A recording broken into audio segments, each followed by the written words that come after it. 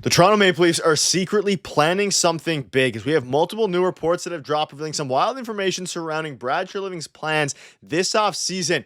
And something big is brewing, and we're going to break it all down as well as discuss some other interesting Leafs updates today, folks. Before we get into it all, if you're part of the percentage who aren't subscribed to the channel, this is the place to be for daily Leafs content. Your guys' support has been unbelievable. You've been absolutely fantastic with your support.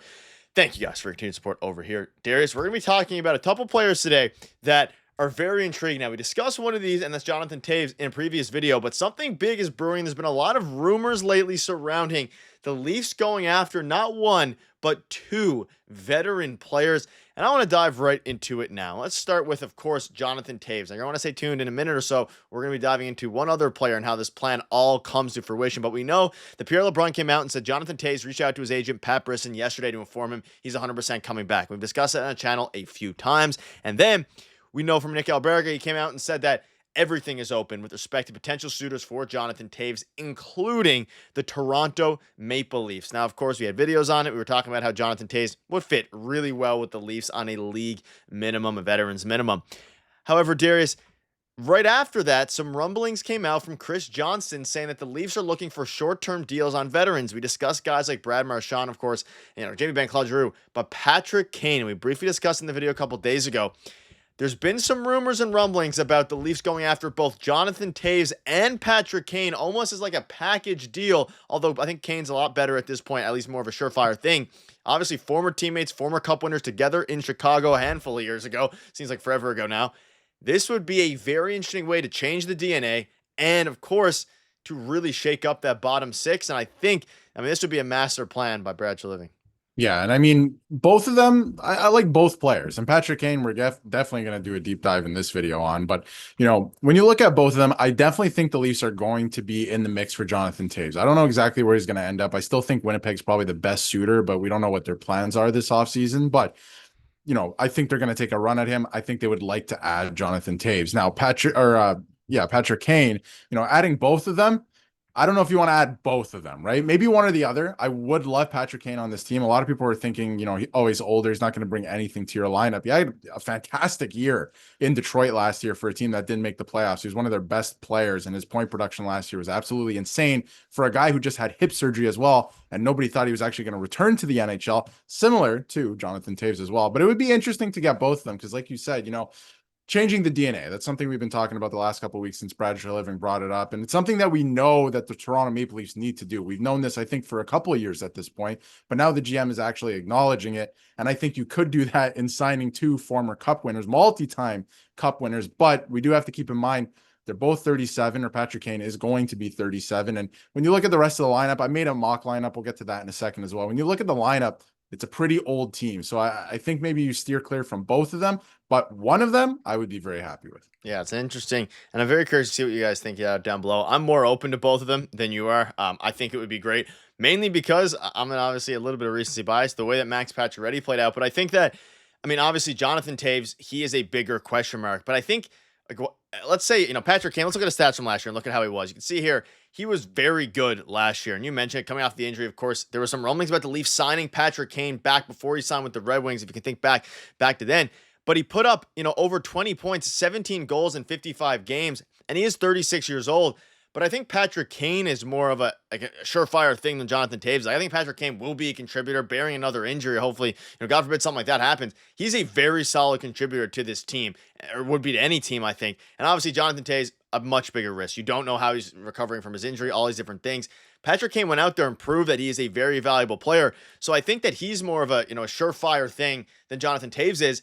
And then if you're of that belief, the risk on Jonathan Taves is $775,000. And they just gave up over $1 million for Yanni Hakanpää. Now, I'm not saying that they should necessarily, a lot of this depends on who else they get, because if they re-sign Tavares, Taves, and Kane, that's all guys over or 35 years old or over, and you're signing a lot of your money to that.